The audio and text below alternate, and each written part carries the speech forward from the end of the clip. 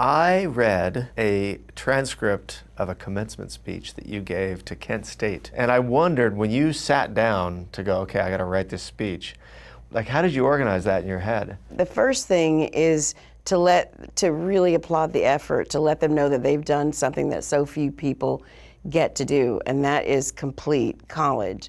But let me just tell you, from my perspective, what you don't want to do. But here's the funny thing, nobody ever wants to hear what you don't want to do. They want to make their own mistakes. But to me, on this side of things, if I can offer a little wisdom, if 10 people heard me and said, you know what, I'm going to stop looking at the list saying that Joe Blow, who was also in my class, now he's working for this, that, and the other. I'm going to stop looking at those statements and those announcements because it's making me feel bad. Treat it as if you live in a city that has HOV lanes, carpool. If you have carpool lanes, you got to be very careful and pay attention to the carpool lane. Right. It's okay to glance around a little bit, but if you're constantly looking around to see what other people are doing, you're going to crash. That's a great analogy because you're kind of describing sort of exactly what every actor goes through, because the system is set up to compare yourself to others. Exactly. The audition process is set up to compare yourself to others. Like, did that come from hard-won experience that you found yourself doing that?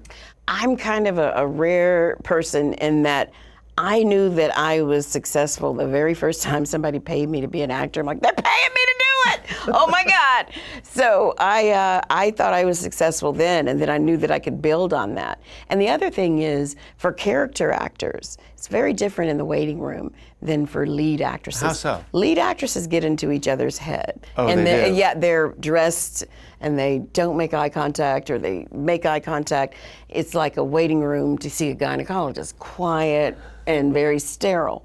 Whereas when you're in a room with character actors, black, white, Latino, it's like you're sipping tea at somebody's house, and you get to know each other. Right. So if you didn't get the job, oh, well, I like such and such. Rosemary got the job. Okay, great. Okay, Yvette got the job. Great. I like Yvette. And then I got the job. So it was, a ratio. You would, at some point, we would all book something.